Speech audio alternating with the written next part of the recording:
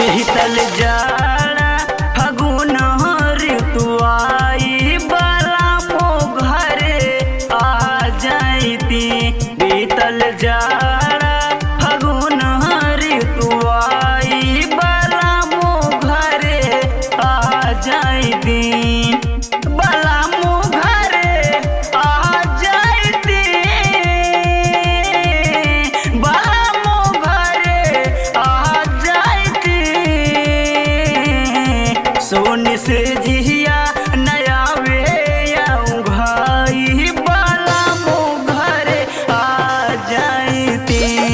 सोन से जिया नया वे आऊं भाई बाला मो घरे आ जाती।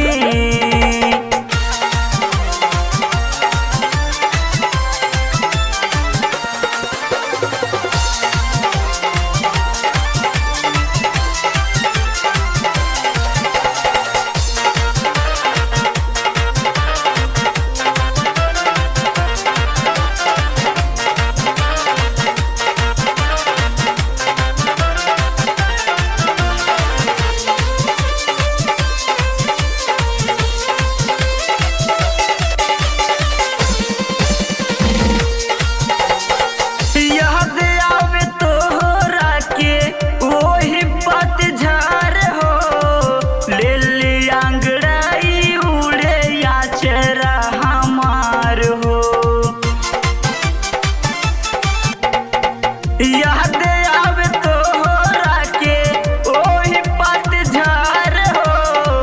ले ली अंगड़ाई उड़े या चेहरा हमार हो। कैसे दिलावा के हालिया बताई बाला मो घरे आ जाती।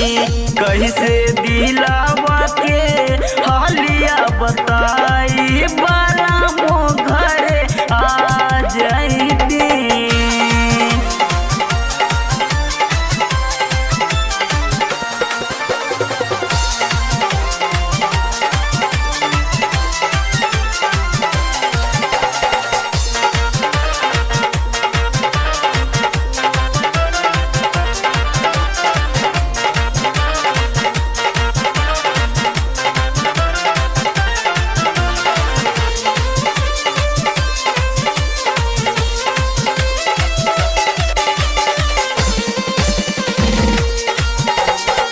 अमवा के डरिया पे बोले कोई लरिया। बैरन भइल सैया रातिया जोरिया हो। अमवा के डरिया पे बोले कोई लरिया। बैरन भइल सैया रातिया जोरिया। अब तो काटे नहीं काटे तन्हाई बाला मो घरे आ जाती। अब तो काटे नहीं काटे तन्हाई बाला मो घरे आ जाती।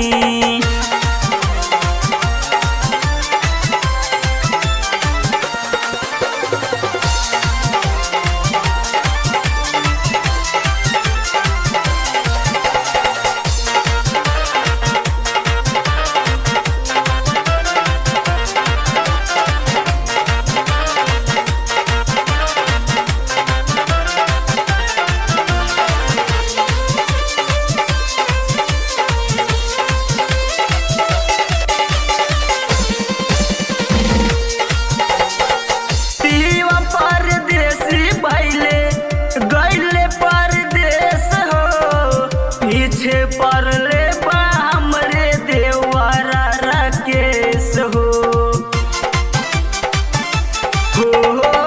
पीवा परदेसी भइले गइले परदेस हो। पीछे पड़ले बा हमरे देवरा राकेश हो।